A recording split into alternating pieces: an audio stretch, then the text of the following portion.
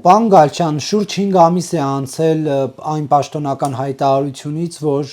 Հայաստանի եւ Ադրբեջանի միջև սահմանազատման հաջորդ փուլը սկսվելու է Հայաստան-Վրաստան-Ադրբեջան հատման կետից։ Նախ ինչու մենք այս ամիսների ընթացքում որևէ գործընթացի ականատես չենք լինում ըստ ձեզ, հետո նոր խոսենք այն մասին, թե եթե այդ գործընթացը սկսվի, մեր առավելությունները որոնք են լինելու։ Ես սկզբից ասեմ, որ տեսեք, այդ Տավուշի շրջանը, որ կար, նույնն էլ կա նման տեղեր կան Սյունիքի մոտերում, այդ շրջաններում այնպես չէր, որ մեկը տոր Հայաստանը հող է գրավել Ադրբեջանից, մեկը տոր Ադրբեջանն է հող գրավել Հայաստանից։ Միայն այդ չի, այդ կար, ժամանակին գործերը եղել է, բայց պատճառներ ունի դրա լինել կայանալը։ Հայաստանի գոնե տարածք գրավել է Ադրբեջանի, այն նպատակով էր, որ Հայաստանի ճանապարհները ապահով անցնեն Իջևանից մինչև նոյեմբեր գնացող ճանապարհները ապահով լինեն, անվտանգ լինեն։ Քանի որ նրանք անվտանգ չէին գտնվելով սահմանի վրա եւ գնդակոծում էին Ադրբեջանի կողմից։ Հետևաբար որոշ ադրբեջանական տարածքներ գրավեցին մերոնք, որպեսզի կարողանան մեքենավարները առանց գնդակոծվելու, առանց մահվան վտանգի այդ ճանապարհներով անցնել երկու հայկական քաղաքների միջև։ Ես ավելի մանրամասը կարող եմ դրանք ցույց տալ այս քարտեզի վրա, որ այս քարտեզի վրա դուք կարող եք տեսնել Տավուշի հենց այդ շրջանն է, այստեղ Ոսկեպարն է, այստեղ Կիրանցն է։ Տեսեք Ադրբեջանի սահմանը, այս կարմիրն է, ինչ տեսակի գծված։ Շատ հետաքրքիր ձևով է գծված Ադրբեջանի սահմանը։ Ծուռ հենց մեկտեղ դուրս եկե եւ այլն։ Այստեղ մեկը տոր Հայաստանին են տվել, այստեղ նման մեկը տոր տվել են Ադրբեջանին։ Այս սահմանն է։ Տեսեք, այստեղ ունենք հայկական ճանապարհ, այս ճանապարհն է, որ այստեղի Կիրանցի կամուրջն էր այս մեկը, որ այնտեղով մտնում է Ադրբեջան, հետո վերադառնում Հայաստան։ Հետո գնում Ոսկեպար չասած կրկին մտնում Ադրբեջան, այսքան տարածք, հետ գալի Հայաստան, կրկին Ադրբեջան է մտնում, հետ գալի Հայաստան, կրկին մտնում Ադրբեջան, նորից Հայաստան։ Եթե այս ճանապարհը սահմանը սրա վրա լիներ, ուրեմն այս ճանապարհը ընդհանրապես գործածերի չէր լինի։ Ուրեմն Հայաստանը այս տարածքս, այս ամբողջ այս տարածքը գրավեց Ադրբեջանին, որպեսզի իր մեքենաները անվտանգ անցնեն։ Տարածքներ ունեն գրաված նաև այս մասում, որտեղ ճանապարհը եւ սահմանը զուգահեռ էին։ Սա այն 12 կիլոմետրն է, որ այսօր սահմանազատվել է։ Քանի որ իրար տարածք չէինք մտնում դուրս գալի, պարզապես շատ մոտ էինք իրար, եւ երբ որ սահմանապահ արդեն սահմանազգզատումն եղավ, սահմանը գծվեց, սահմանապահներն եկան կանգնեցին, զինվորները զորքերը հեռացան, իրար այդ շրջանից դա ապահով դարձած մեկետորը։ Նույն նման բան էլ Կիրանցում կար։ Մենք կամուրջը երբ որ այստեղ մտնում ենք Ադրբեջան դուրս գալիս, ուրեմն ուշադրություն տեսեք, այստեղ Խեյրմլի գյուղներ, որ հիմա գոյություն չունի։ Սա էլ Կիրանց գյուղներ։ Իրարու հարևան էին, 100 մետրի վրայից 200 մետրի վրա ժամանակին, երբ որ խորհրդային միություններ ժողովուրդների մեջ, իշխանությունների մեջ թշնամություն չկար, եւ ժողովուրդը նորմալ ապրում են, նրանք իրանց գործիներին, մենք մեր գործին էին։ Հետո երբ որ անկախություն եղավ, անկախությունից հետո այս պատերազմը սկսեց եւ այլն, այդ երկու ժողովուրդները թշնամացան, ադրբեջանցիները թողեցին հեռացան անմիջապես տեղից։ Եվ մերոնք էլ այդ մասը գրավել էին, որպես այս կամուրջը ապահով լինի, իրանց հայկական տարածքում ասնի։ Հետո հետ տվեցինք եւ մեր իշխանությունները փոխանակն սկզբից հայտարարելով, որ հարգարժան գյուղացիներ կամուրջը տվել ենք Ադրբեջանին, բայց մենք էսա ներքևում մի քանի կիլոմետր ավելի ներքև նույնի փոխարեն ուրիշ կամուրջ կկառուցենք ձեր համար։ Եթե այս հայտարարությունը արվեր սկզբից, այլևս այդ Բաքսեր Սրբազան եւ այլն այդ մեծ բողոքները չէին լինի։ Բայց մերոնք ժամանակին ուշադրություն չդարձնեցին ճիշտ խոսքերի հայտարարություններն անելու, այդպես մնաց։ Ուրեմն սահմանազատվեց այդ միայն այս մեկը տորը, որ երկու ճանապարհները ճանապարհը եւ սահմանը քով-քովյան իրար կողք են, իրարու չեն խաչաձևում։ Բայց եկեք տեսեք, որ ստեղում կա Քանի տեղ որ մտնում եք ադրբեջանական տարածք դուս եք գալի, այս կապույտ գծերը ամբողջ հայկական Սան ճանապարհներն ոսկեպարի հատվածն է։ Ոսկեպարի մոտ է, այս ոսկեպարն է սա։ Ոսկեպար։ Եթե այս ճանապարհը այսօր վերադարձնենք Հայաստան Ադրբեջանին, մեր ճանապարհը կկտրվի դեպի այդ ուղղությունները, դեպի Ջևանից դեպի Նոյեմբերյան։ Դա նոր ուղղություն է։ Ինչպես Դա նորեն որոշված ուղղությունն է, որ պետք է սահմանազատում նա այդ տարածքներն են, որ որոշված է պետք է սահմանազատում արվի։ Եթե հիշեք, նախնական հայտարարությունների մեջ կար, որ եթե որևէ կերպ հայկական որևէ շրջան այս սահմանազատման պատճառով իրեն հասնող հայկական ճանապարհներից կանջատվի, կառանձնանա, այդ ժամանակ մենք ապա սահմանազատումը կթողնենք հետո կատարելու։ Ահա թողներ են որ այդ սահմանազատումը սպասել են մինչև հիմա, որ այս մասը ինչ պիտի արվի։ Գիտեք, այստեղ երկու ճանապարհ կա։ Շատ մեծ ալտերնատիվներ չկան։ Կամ այն է, որ այս ճանապարհը, այսքան տարածքը ադրբեջանական հողը գտան Հայաստանի, որ մեր ճանապարհը անցնի ապահով հայկական հողով, ոչ թե ադրբեջանի հողով։ Դրա փոխարեն մենք Ադրբեջանին կտանք ուրիշ նույն չափի ուրիշ տարածք ուրիշ տեղ։ Ադրբեջանն էլ այդ խնդիրներ ունի։ Տեսեք, կանաչը ադրբեջանական ճանապարհն է, որ Հայաստանի տարածքով է անցնում։ Իրենց գյուղը հասնելու համար։ Ստեղ էլ այս ճանապարհը նորից Ադրբեջանի ճանապարհը մտնում է Հայաստանի տարածքով է անցնելու, ադրբեջանական գյուղ հասնելու համար։ Այդ տարածքը հիմա իրենց վերահսկողության ներքո է։ Հիմա այս տարածքը իրենց վերահսկողության կվերագրում, ինչպես որ մենք էս ենք վերցրել մեր հսկողության, նրանք էլ այս տարածքները ամբողջով իրենց վերահսկողության տակ վերցրել։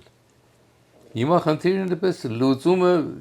երկու լուծում ունի, կամ մենք այս ճանապարհը պետք է փոխենք, այստեղից նոր ճանապարհ կառուցենք, բայց տեսեք ամբողջ լեռնային է, հեչ չի ճանապարհը։ Այսինքն հիմա ադրբեջանական ճանապարհներն անցնում են Հայաստանի տարածքով։ Այս վերևում այո, Հայաստանի տարածքով, մենք էլ մեր տարածքն էլ հայկական ճանապարհն անցնում է Ադրբեջանի տարածքով։ Որ շրջանն է այնտեղ Ադրբեջանին միացնում իրար։ Կանաչ գծերը ադրբեջանական ճանապարհն են, որ այստեղ վերից գալիս է Խեյրմլիին է հասնում, այս էլ ներքևից է գալիս հասնում այդ Խեյրմլի գյուղը, որ դատարկ է առայժմ, որ ասում էի։ Այս ճանապարհները, սա էլ մեկ ուրիշ ճանապարհ է, որ արդեն Հայաստանի տարածքի մոտ է, շատ մոտ է անցնում, այս ուրիշ է, սա ճանապարհը մենք չենք կարող տալ, քանի ամբողջ այս տարածքը գնա Ադրբեջանի կլինի։ Սա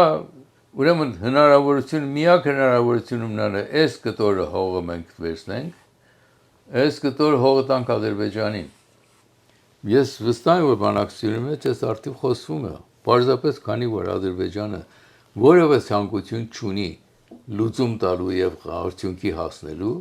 անընդհատ քաշ են տալիս, ինչպես որ քաշ են տվել այս նույնը 6 ամսվան մեջ կամ ոչինչ չի կատարվել այստեղ։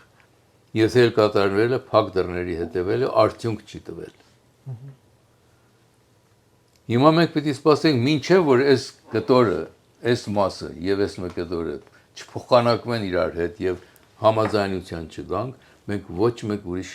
շարունակել չենք կարող մեր սահմանը։ Համարժեք են այդ երկու Այո, երանգները։ այսքան տարածք եթե տանք Ադրբեջանին,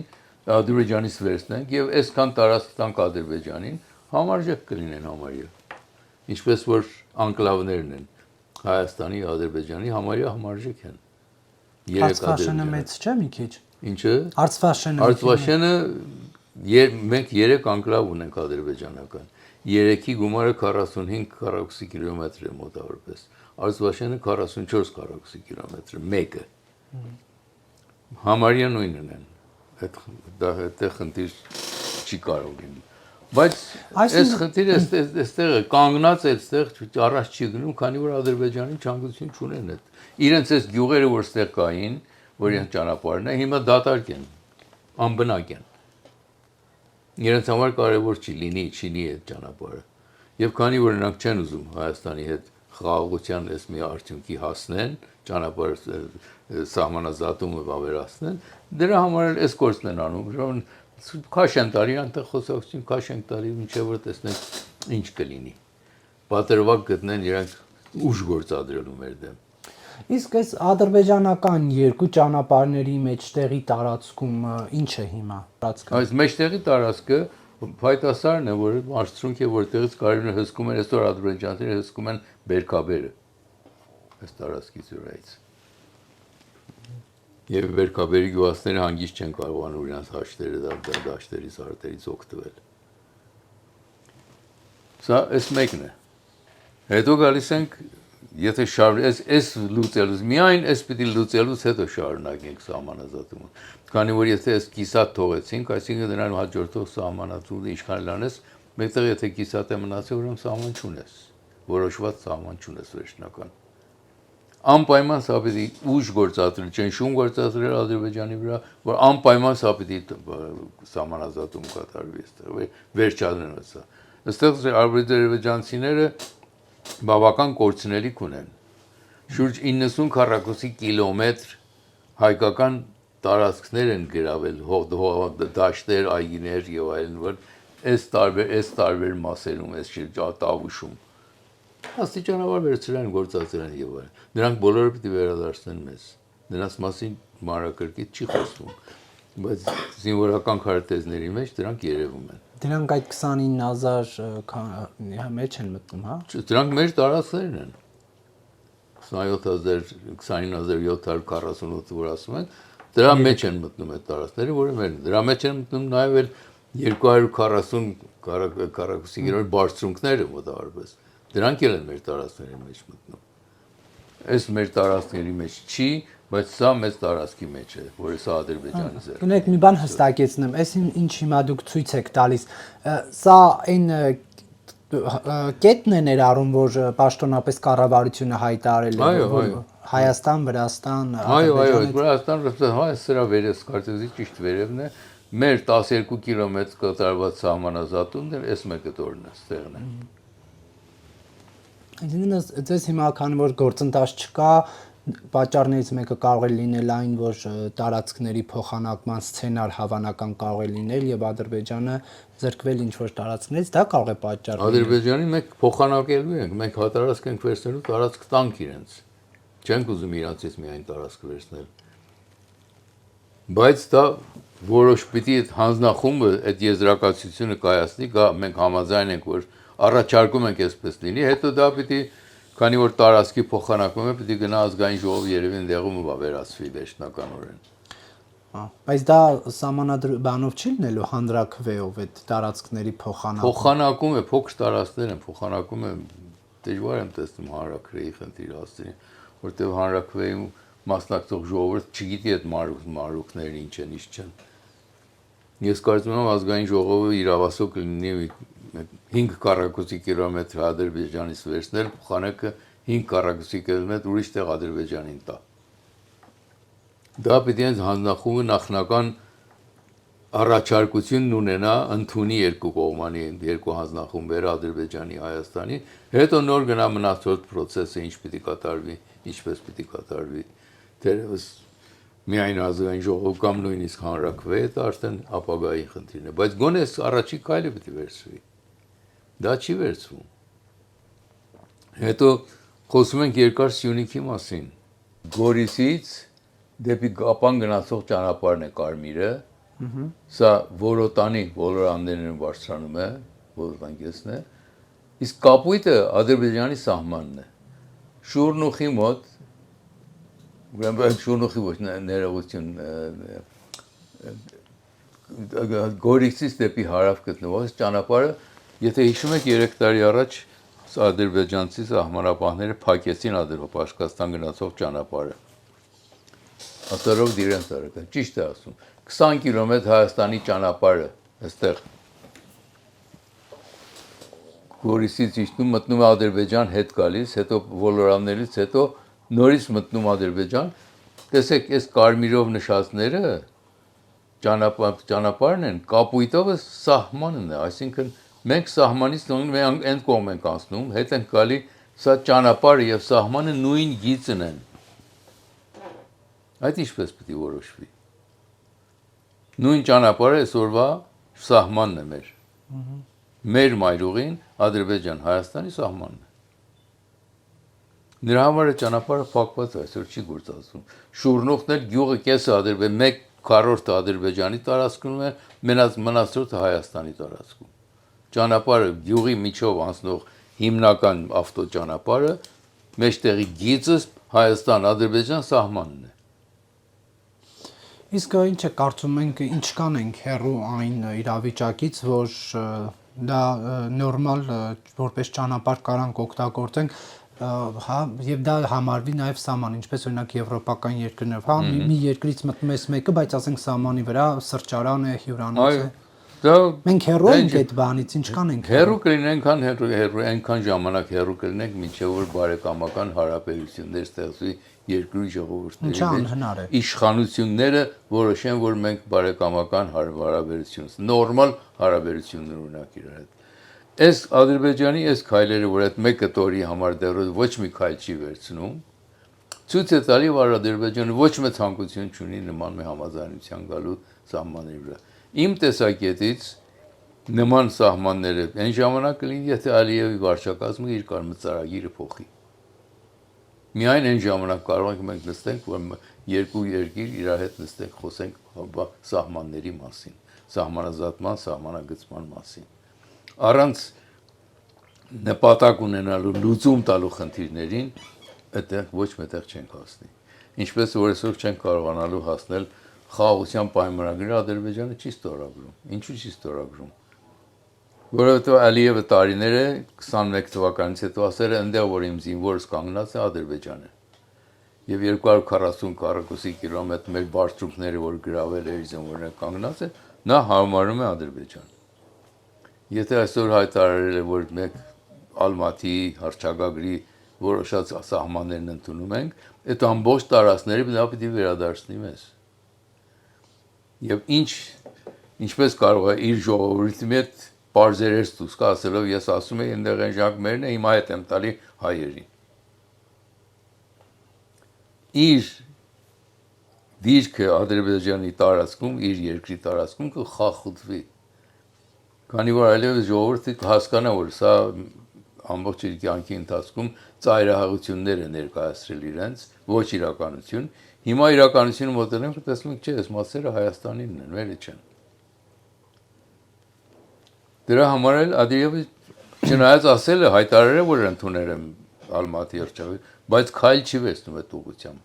Որ ասում եք պետք է օրինակ սահմանազատման հետ կապված ճնշումներ լինեն, հա, Հայաստանը ինչ ճնշումներ կարող է։ Հայաստանը ինքը ուղղակի ճնշում չի կարող գործադրել։ Մյուս երկրները արևմտյան զարգացած երկրները պետք է ճնշում գործադրեն։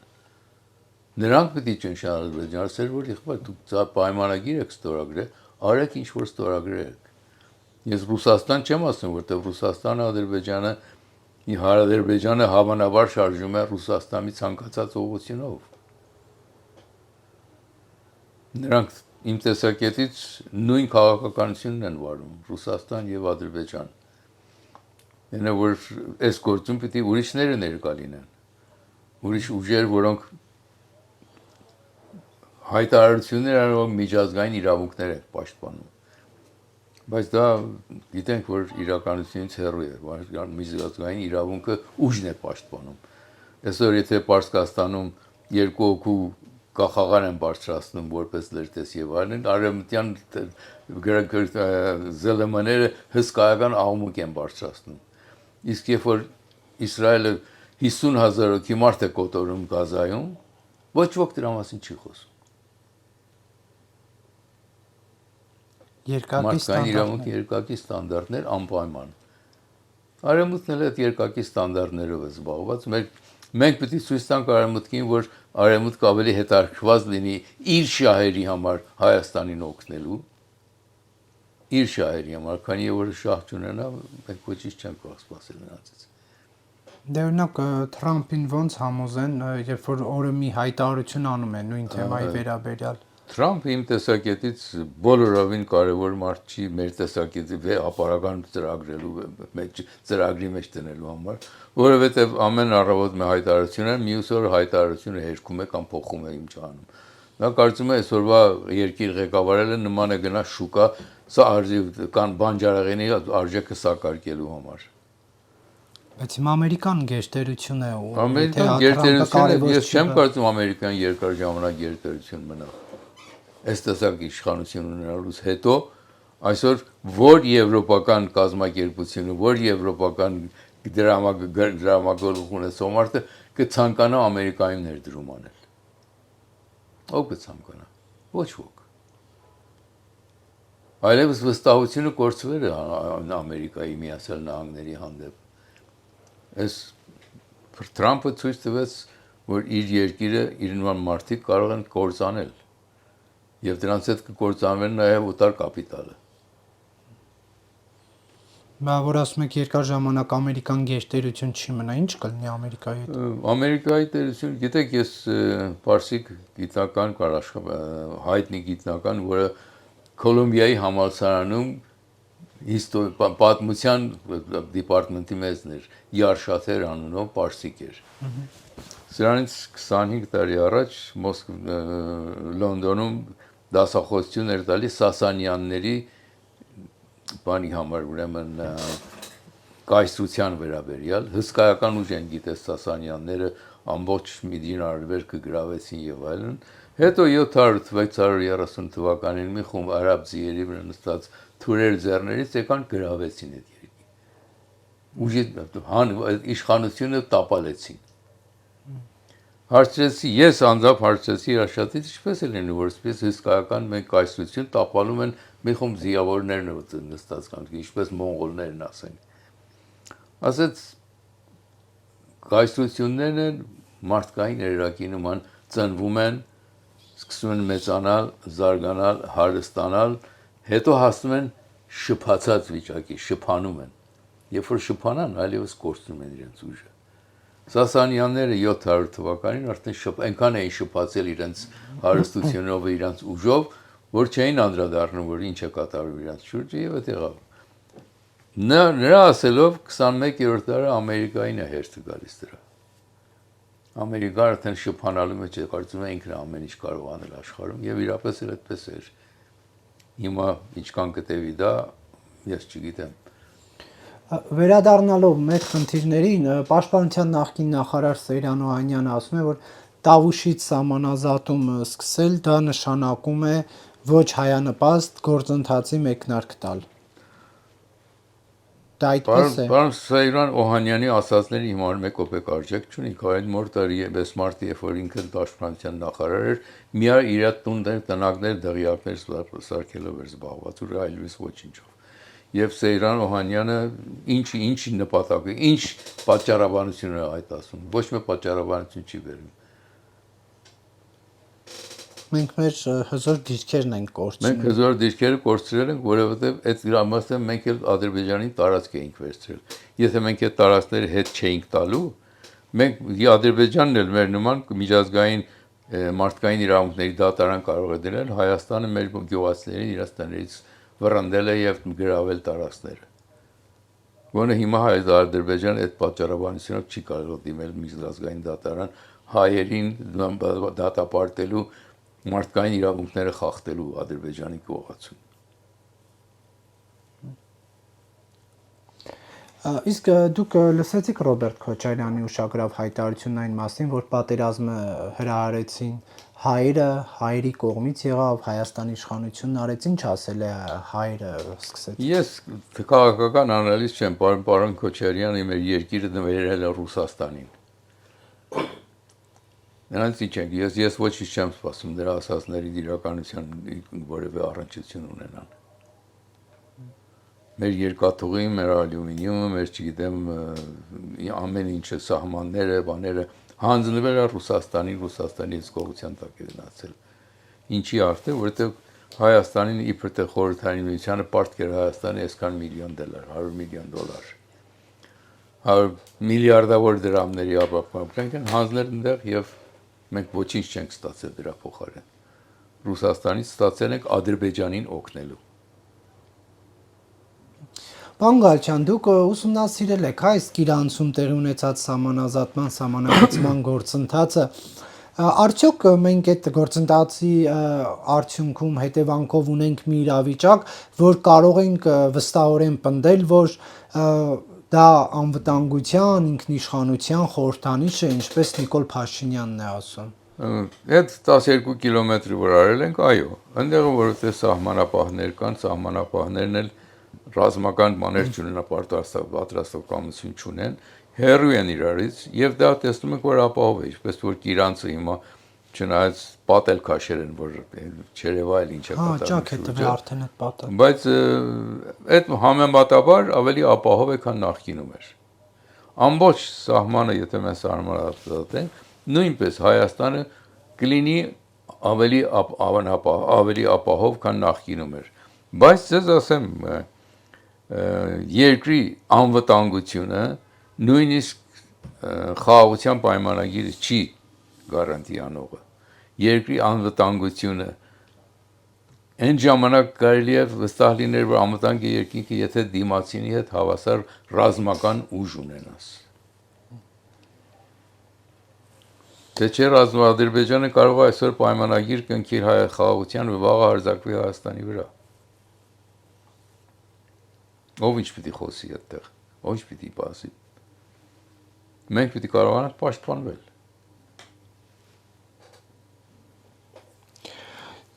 Անդրադառնանք Հնդկաստանի եւ Պակիստանի միջև այս հարաբերությունների կտրուկ վատ տարածմանը, նախ ճիշտ է արդեն Միացյալ Նահանգները հայտարարեց, որ Վաշինգտոնի միջնորդությամբ կողմերը համաձայնել են հրադադարի գնալ, բայց մինչ այդ լայնածավալ ռազմական գործողությունների մասին էր հայտարարվում։ Հնդկաստանը մեր հասարակությանը հետաքրքրում է այն առումով, այս հակամարտությունը մեր հասարակությանը հետաքրքրում է այն առումով, որ կողմերից մեկը Հնդկաստանն է, Հնդկաստանը Հայաստանին զենք մատակարարող հիմնական պետություններից մեկն է։ Այդ իսկ պատճառով խնդրեմ ասել, ինչ չեն կարողանում Հնդկաստանն ու Պակիստանը իրար մեջ կիսել։ Գիտեք ինչ է, Հնդկաստանը եւ Պակիստանը մի քանի 100 տարի մեկ երկիր են եղել։ Հնդկաստանը եղել միայն։ Երբ որ երկրորդ համաշխարհային պատերազմից դեռ հնդիկներն արդեն որոշեցին, որ պետք է անկախանան, ալիս գաղութ չլինեն Անգլիայի,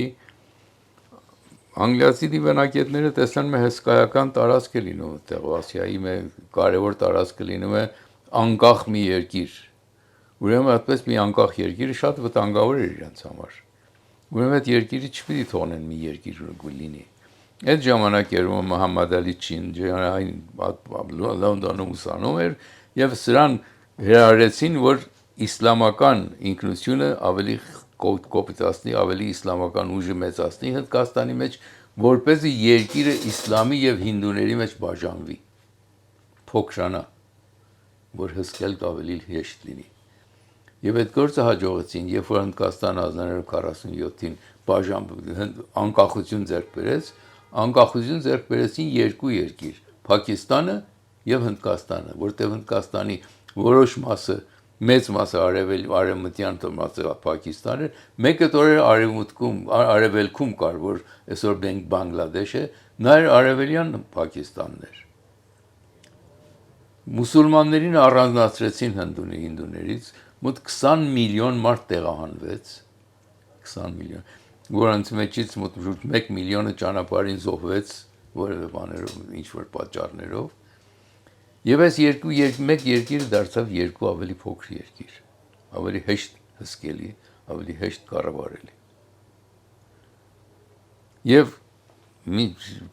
կարծեմ անգլիական գաղութատիրությունը աշխատել է ինչքան կարելի է հնարավորին չափով թշնամություն առաջ տանել Ադրբեջանի, Հնդկաստանի եւ Պակիստանի միջև, որպեսզի իրար միանալու նրանց հավանականությունը երբևէ չլինի այլևս։ Եվ դրա շարունակությունն ենք տեսնում այսօր։ Դրա շարունակությունն ենք տեսնում, որ մեկ երկիրում ժողովուրդը երկու մասի են բաժանել, մեկի անունը դրել իսլամ, իսլամական ժողովուրդն է, սրամ իսլամներն են, մյուսը հինդուներն են։ Բուն բանը ստեղից է գալի։ Հետո էլ վեր է մեկ երկրամաս կար Քեշմիրը, որոնք իրանք տարբեր հավատ ունեին այդ ժողովուրդը, առիթ տվեցին, որ կիսեն էտել, կեսը Պակիստանի մեջ լինի, կեսը Հնդկաստանի։ Հիմա հիմնական կռիվները տեղից են սկսել։ Հնդիկներն ասում են մնացել, մյուսը մեզ պիտի տակ, պակիստանցիները ասում են, չէ, դուք մեզ տակ, ձեր ղեկավարած Քեշմիրը։ Դա Քեշմիրն է գլխավոր, այսպես է կառվախնձոր այնտեղում։ Մեծ է տարածքով։ Դրա պատճառով այսպեսի վիճակի են հասնում երկրները։ Հիմա այս հրադադարը երկար կտևի, թե Հնդկաստանի եւ հա, կարծում եմ, որ կտևի, շարունակվի հրադադարը կլինի, քանի որ երկուսն էլ միջուկային զենք ունեցող երկրներ են եւ Պակիստանը ամենահայտնի տերորիստ երկրներից մեկն է, որ Ադրբեջանը զորք էր ուղարկել, մարդ էր ուղարկել կամավորներ, որ մեր Հայաստանի դեմ կռվեն։ Եվ հետաքրքիրն է, որ ես ժամանակին, երբ որ Հայաստանի հիպատոսն էի Լոնդոնում, վիզաները ես էի տալիս ամենի, ժամանակ վիզայով էր։ Մենք պակիստանցիներին երբեք վիզա չէինք տալիս Հայաստան ներս մտնելու։ Միթե այն, որ դիվանագիտական պատճառներով, դիվանագիտական անձնագրով ներկայանային։ Գիտեինք, որ սա այս երկիրը, այսպես ասած, անվստահելի երկիր է։ Այսօր էլ անվստահելի է։ Աֆղանստանի բանի մեջ էլ մեծ դեր ունեցան սրանք։ Բայց ամերիկացիները հիմք են դրել, իրենց բազա են դրել Պակիստանում եւ նրանց համար կարևոր է դարձել Պակիստանը։ Իսկ Հնդկաստանը դրան հակառակ է, ուրեմն դրա համար դեռ թշնամությունները լարվում են դեռևս, լարումները դեռևս կան եւ մեր համար ձեռնտու չի այդ լարումները լինելու, քանի որ Հնդկաստանի մենք չենք ուզում զբաղվի ուրիշ պատերազմներով, այնտեղ Հնդկաստանը ուզում մենք բարեկամ երկիր ունենանք, որ խաղաղության մեջ է ապրում եւ մեզ կարող է օժանդակել։ դա ինչպես եթե պատերազմի մեջ լինի Հնդկաստանը, ինչ բացասական հետևանքներ է Հայաստանի համար ունենալու։ Պարզապես ինձ թվում է, եթե Հնդկաստանը պատերազմի մեջ լինի, իր ռազմական օգնությունները ասեմ բնականաբար օտարների հետ օտարներից կպակսեցնի եւ կենտրոնանա իր ուժերը լրացնելու համար։ Եվ մենք կարող ենք այդ մեջտեղում տուժել այդ տեսակետից։ Բայց տոկոսային հաշվով այնքան փոքր է մեր երկրի, մեր պահանջները, մեր ուզածները, որ համատելի չի Պակիստանի հետ ռազմական բախումներ ունենալու մակարդակին։ Իսկ մեկ այլ հա ուղղությամբ հակամարտության վերաբերյալ ինչ կարծիք ունեք։ Վլադիմիր Պուտինը առաջարկում է Կիևին դեմարդեմ բանակցություններ սկսել կայուն խաղաղության հասնելու եւ պատերազմի արմատական պատճառները վերանայելու համար եւ Զելենսկին էլ դրական է արձագանքել։ Հնարավոր է այդ Ստամբուլում Գիտեք, հայտարարություններ, երբ որ հետ բանակցությունների մնացել Պարոն Պուտինը անգամներ ասել է, որ Դոնեցկն ու Կրեմը առարկա չեն կարող բանակցության լինել։ Նույնն ասում է Զելենսկին։ Զելենսկին ասում է, մերն են, մերը պիտի լինի,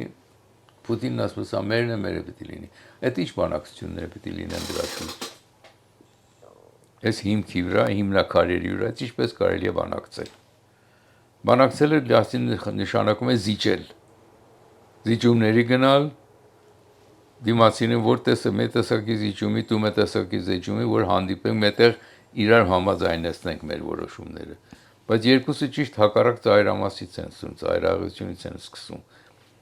Արդյոք կարող են դրանք որևէ տեղ զիջումի գնալ։ Ես դժվար եմ տեսնում։ Հետո ոչ ոք չի խոսում այն արդի, որ Ղրիմը մինչև 1980 քանի թվականներին Ռուսաստանինն էր։ Խրուշչևը որոշեց, որ պիտի տան նվիրի Ուկրաինային։ Դրա մասին չեն խոսում։ Այն ժամանակ ինչպես կարելի է Խրուշչևը որոշել տալ, հիմա ասում է Պուտինն ասում է հետ եմ վերցնում։ Իսկ ինչու էր նվիրել։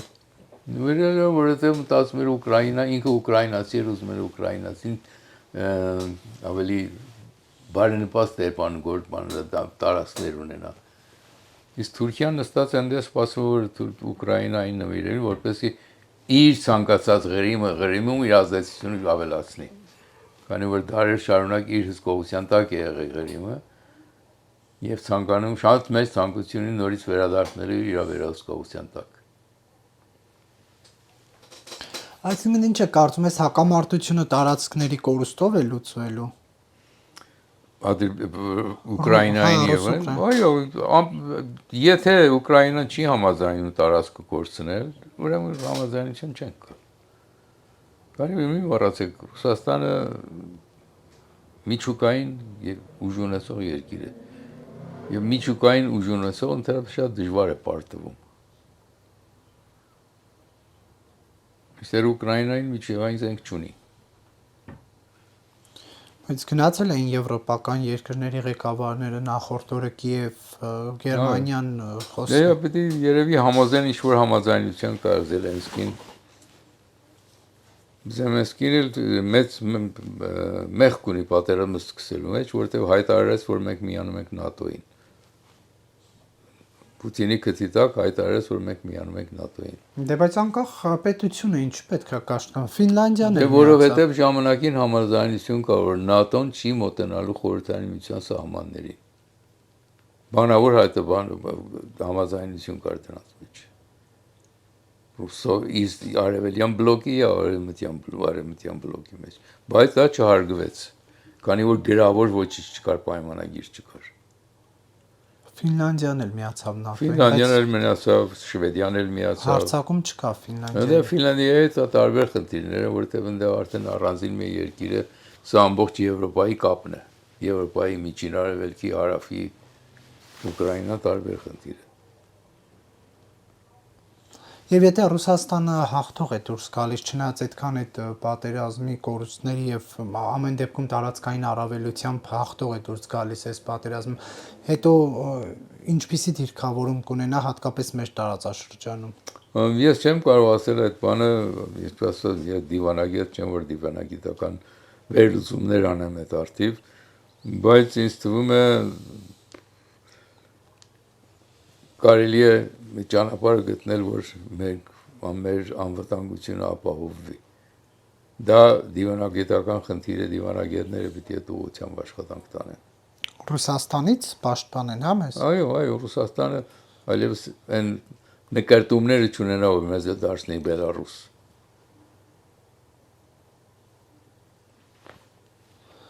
Բայց օրինակ ինչու պետք է ուզենա, երբ որ լիքը խնդիրներ ունի Հայաստանը։ Ռուսաստանը լիքը խնդիրներ ունի։ Հայաստանի խնդիրների մեծ ամասնությունը կապված է հենց Ռուսաստանի որոշումների հետ։ Եթե Ռուսաստանի որոշումները, այդ բաները, հրահրումները, բաները չլինեն, մեր խնդիրները կպակսեն, մեր խնդիրները կպակսեն։ Շնորհակալություն, պարոն Գալչյան, հարցազրույցի համար։ Խնդրեմ։